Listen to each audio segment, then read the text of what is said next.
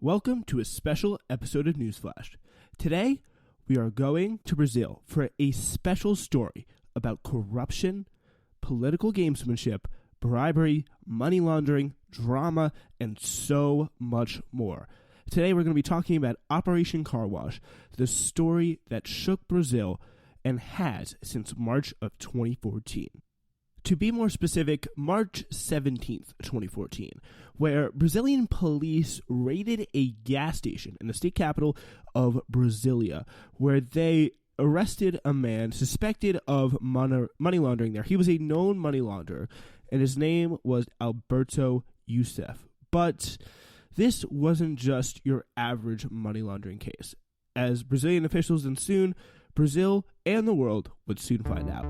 As head prosecutor at the time, Deltan Dallagnol began to look through some of these records that he had received when he raided the gas station and arrested Alberto Youssef, and he began to find something that immediately raised suspicions. He was paying third party for a Land Rover Evoque for a top executive at this Brazilian state-owned oil company, Petrobras. Keep that name in mind, it'll be very important as the story goes on. That director's name was Roberto Costa, and he immediately became the central target for Dallagnol and his crew in this big investigation. And more evidence of money laundering would be uncovered to the tune of $8 million. So Costa and the original money launderer Youssef were arrested, leading to plea bargains with a special task force office set up in the city of Curitiba. And they really started to say that this was larger than anything they could have possibly imagined. And the phrase used very frequently was tip of the iceberg, and what a big iceberg it was. Their info kickstarted a wide-ranging investigation affecting 11 Latin American countries. As of 4 years in, this is back in 2018, this count was, 150 plus politicians and executives has been convicted and arrested for their roles in the case. This thing was huge. And by the way, still very much is today. Shaking not only Brazil, but the entire continent of South America and by extension the world, as some of these economies and multinational corporations affected really have influence and ties all over the world to its core. As Costa described it in his plea deal testimony, the way this thing worked was a cartel of companies dealt with the state-owned oil company Petrobras, and they acted in a way where they coordinated to allocate different construction projects among just those companies, kind of fixing the prices. They even had a secret agreement, a constitution or a charter of sorts for their little band that nominated members of the club, and the members would be companies, to build things that Petrobras needed built. For example, oil rigs, refineries, stuff like that. These companies were kind of the 16 championship club members, as they called themselves, and Petrobras executives were bribed to go along with this, paying way too much to these companies for things they want to build, and the bribes filtered into the contracts. The scheme wasn't just used on Petrobras. The same tactics were also used to build Olympic and World Cup stadiums, also major infrastructure projects throughout the country. In his testimony, Costa named some of these companies as Odebrecht, Camargo, Correa, André Gutierrez, Isa, Angevix, Mendes Jr., and UTC, with the biggest and most shocking one being Odebrecht. Deltan Dallagnol and his team had eyes for them next.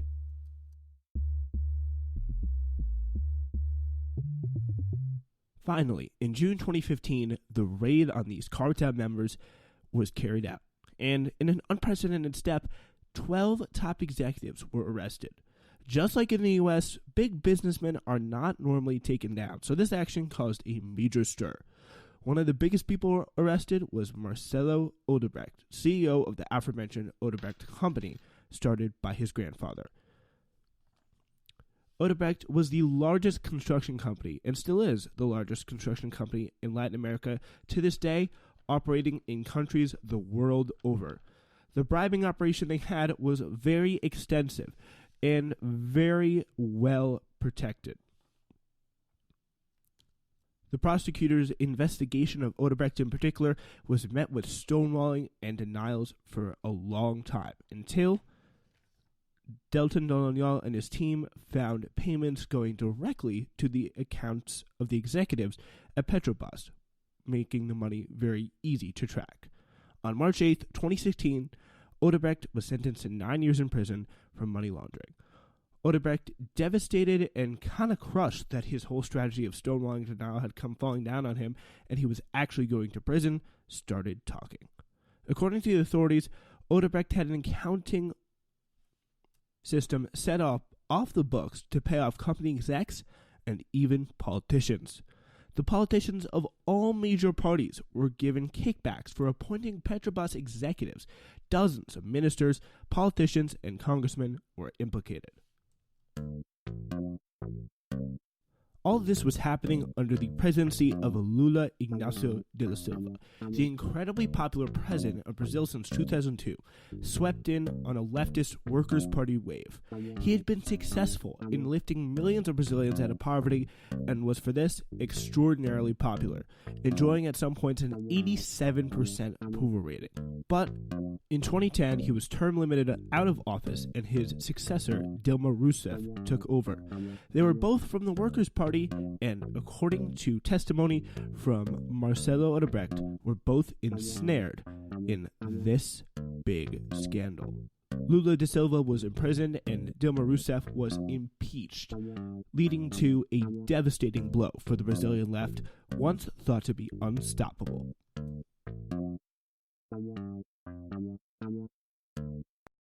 Meanwhile, in America, Daniel's team was delivering devastating blow after devastating blow to Odebrecht. The United States Department of Justice efficiency in identifying money laundering crimes was huge in helping them, and in December of 2016, Odebrecht pleaded guilty to charges helped uncovered by the Americans to providing $800 million in bribes for 100-plus projects in 12 countries. Odebrecht ended up paying $3.5 billion in fines and exposed details of how they did their corruption in Latin America and Africa. And they had the same system every time. A fake company was found in Panama that sent money from Odebrecht to Swiss accounts set up by Mossack Fonseca. You may remember them from the Panama Papers, where they set up shell companies for billionaires the world over to launder money through at a blistering rate. And they did this for Petrobras as well. They were incredibly effective at doing it, especially in Panama. So that's where they operate. And over time, Petrobras established a pretty massive foothold in Panama, as well as Latin America, Africa, and across the world, really, but really no more strong and potent than in Panama. They had $9 billion worth of projects going on there, which was a pretty incredible amount. Many considered them to be the biggest construction company in Panama, and guys, they weren't even from Panama. And the thing is, they had those $9 billion in projects ongoing in Panama, which they paid a lot of money for, to the tune of tens of billions of dollars for in bribes. An example of this was the Coast Highway built in Panama, which, using the same system they used with Petrobras, were able to get paid way more than market value for. And this was all due to, many believe, bribes they paid officials, resulting in a $60 million price increase for the project nearly overnight. Odebrecht paid $220 million in fines to Panama and spilled about public corruption deals they had. The thing was, though, overall, Odebrecht, most would say, probably cost Panama around $2 to $3 billion, but ended up paying nearly $300 to $500 million when all was said and done. That sounds like a profitable business margin to me.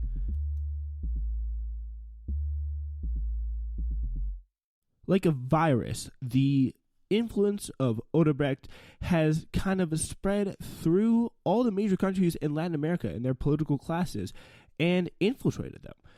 Another place where this took place was Peru. Alejandro Toledo was Peru's president from 2001 to 2006. He transferred money from offshore accounts to close friends, and how did he get that money? Well, it's Odebrecht. Odebrecht got paid to build a major highway in Peru under Toledo's reign. He was paid $20 million in bribes, or at least that's what the prosecutors say, to give Odebrecht the project.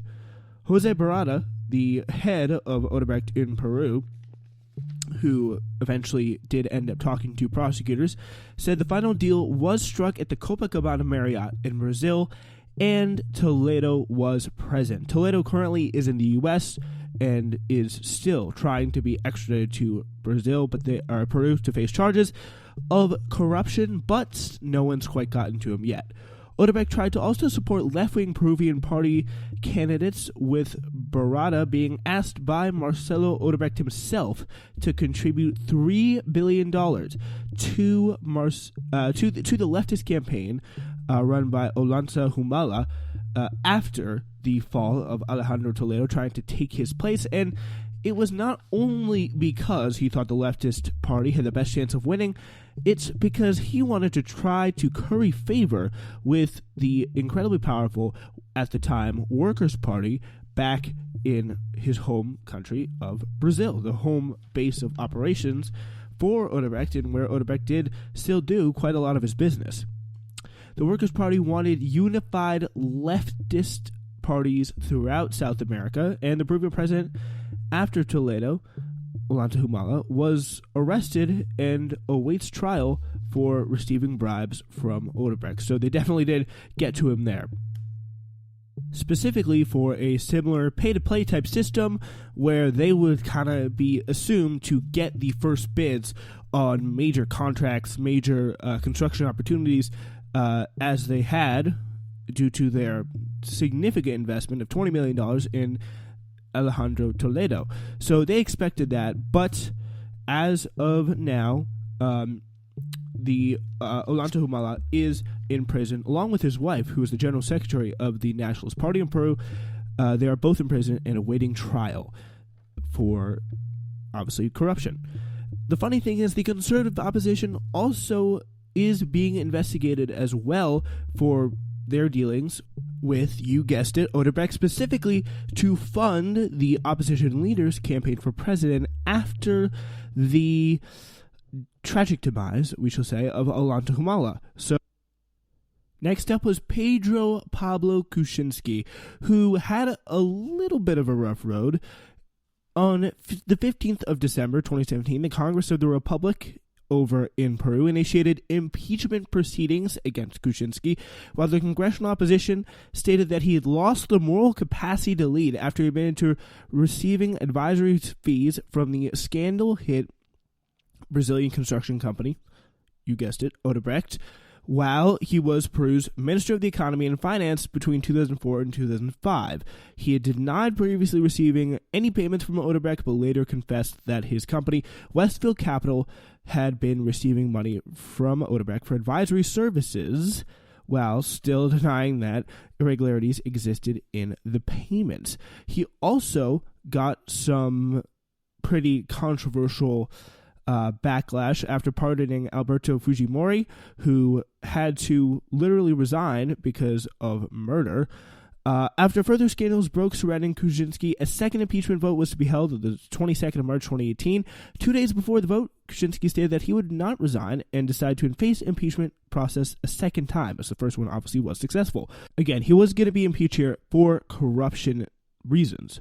So the thing that happened the next day was, on March 21st, 2018, day before this impeachment vote was supposed to happen, a video was released of Kuczynski allies, including his lawyer and Kenji Fujimori, attempting to buy the vote against impeachment from one particular official.